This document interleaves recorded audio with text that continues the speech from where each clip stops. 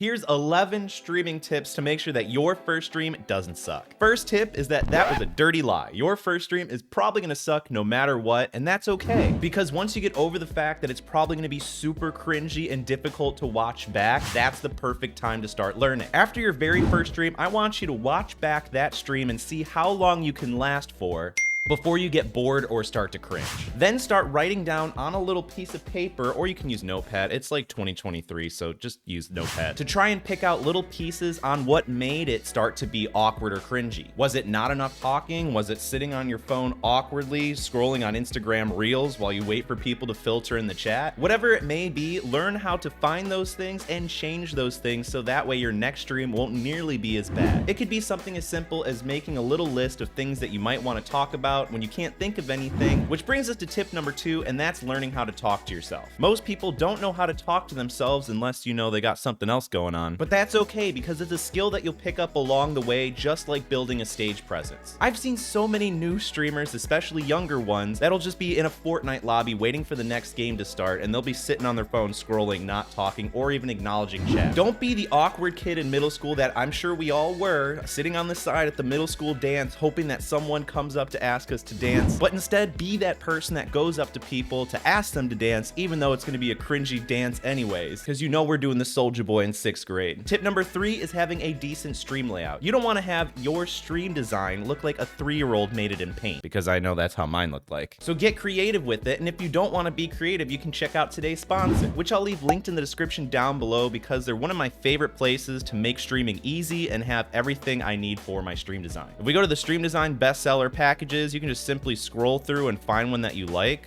this little enchanted one looks kind of cool. Then you can just go and preview it on the side, make it full screen, and you can see everything that it comes with, like a gameplay scene, a webcam overlay, you got alerts, you got stream labels, you got panels for under your stream, you got starting, ending soon screens, you got pretty much everything that you'll ever need for streaming. So if you want to make it super easy for yourself, I'll leave a link in the description down below where you can grab one. Tip number 4 is that it's okay to make mistakes. Your first stream will likely have loads of them. Whether that means that your follow alerts somehow aren't working, your goals, your transitions, whatever that may be. There's one acronym that I want you guys to learn that I learned a long time ago, but it's stuck with me ever since, and honestly is the entire reason that I even have the YouTube channel or anything business related that I've accomplished. I forget where it came from, but it helps me every single day. That acronym is TFLRG.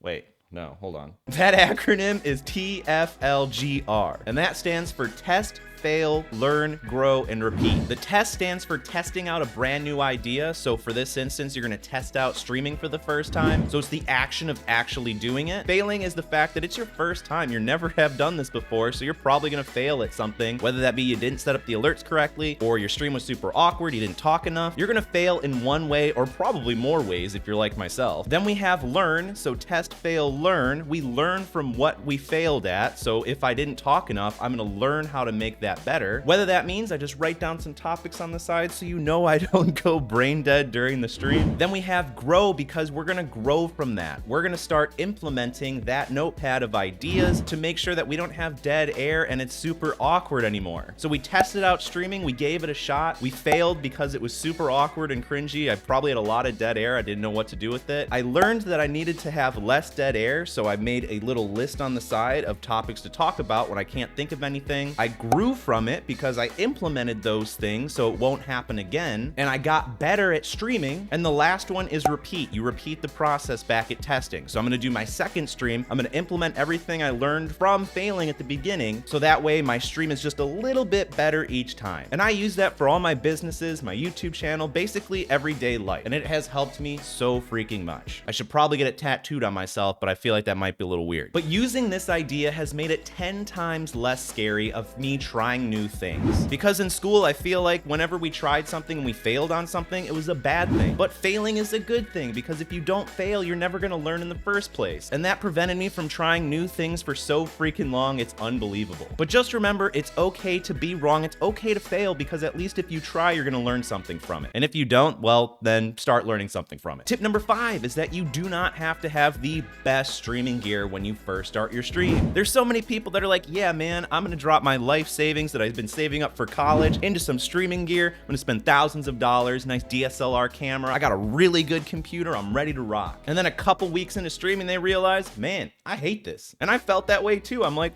what did I just get myself into? There's some days that are so brutally difficult that I just don't want to stream anymore. In fact, I've taken my stream down from every single day all the way to 1 day a week for 2 hours. That's 2-hour stream a week. But we're still kicking, boys. We're in the description down below if you want to hang out with us. So what I found best for me is to just get the absolute essentials. Just make sure you have a computer that's gonna run everything. You got a webcam if you want to have a webcam, and a good microphone. Those are basically the trifecta of things that you're gonna need, and everything else past that, like Stream Deck. I don't even have a Stream Deck, and I've been streaming for 6 years. A lot of that stuff is not completely necessary, but if you like streaming and you're sticking with it, you can use the profits from streaming into getting new little pieces of upgrades. And honestly, that makes you appreciate it 10 times more than just getting everything at once, you know? Make sure you also have a good little lighting system. I just have a ring light that I got for like $5 at the $1 and Up store, because when I turn it off, gonna look a lot worse, right? So that $5 I spent on a decent ring light makes my shot that much better. I know that's 4 and not 3 like the trifecta, but it's my video, so deal with it. Tip number 6 is if you have any family or friends, could even be singular, family or friend, you can ask them to join you for your very first couple streams, so that way it's so much easier to have conversation and talking to chat, and it's a lot more welcoming for new chatters to come into your stream since there's already a conversation being had. As long as you make sure that everyone is super welcoming, it's gonna be 10 times easier to get new chatters in, talking to you, and getting to follow your channel. Because viewer engagement is absolutely key when you're first starting out, because that's how you start to build your community from the ground up. And let me tell you, it's a lot harder to get new chatters into your stream if nobody's talking, because they don't want to be the one to break the ice. Kind of like that middle school dance analogy we used earlier. I'm getting PTSD to Chubby Cody in 6th grade. We got to go to the next tip now before I start crying. Moving on to tip number 7, and that's just having fun with it.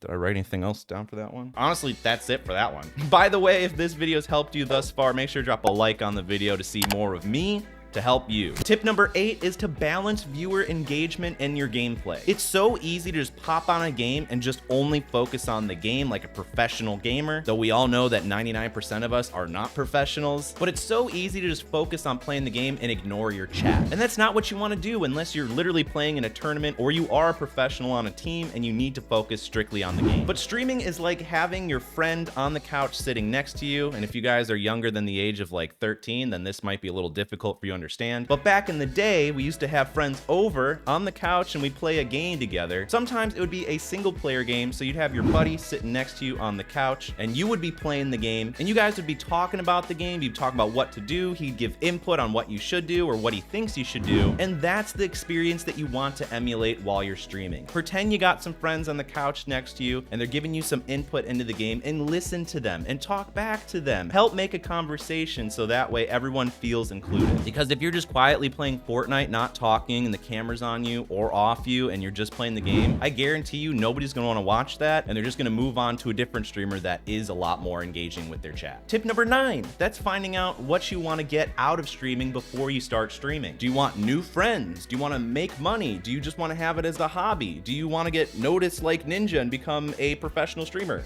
Look at that. Whatever it is that you wanna get out of streaming, make that a solidified goal, whether you write that down and you track it, so that way you don't lose track of why you started streaming in the first place. Because I can tell you from multiple experiences that that little view count under your stream is super toxic and it will literally destroy your brain. Even if your main goal of streaming originally was just to make 1 or 2 friends, that little view count under your stream might warp your perception on why you started streaming in the first place and the goals that you had originally. So just remind yourself why you started streaming in the first place. Tip number 10, ask your viewers what they would like, if you even have any viewers. Sometimes you're not going to get any viewers, so this is going to be a little more difficult. But if you don't have any, go back and watch your past broadcast after you've ended, and then you can watch your stream, so that way you would be the viewer. If you do have some viewers, ask how your microphone sounds, ask how the game sounds, how does everything look, what could you do to make it more enjoyable for them? Because basically you're streaming for them in the first place, right? So their input is actually pretty important. But sometimes you got to take it with a grain of salt, because there's a lot of weirdos out there, and you know who I'm talking about if you're watching this. Yeah, you. And tip number 11 is that some games are more discoverable than others. So if you're playing a game like Fortnite and you're not getting any success with new viewers or new chatters, try experimenting with different games in different categories, because sometimes a game is just so oversaturated that no matter how many hours you stream, you're not going to have any success just because of simple supply and demand. So don't be afraid to experiment with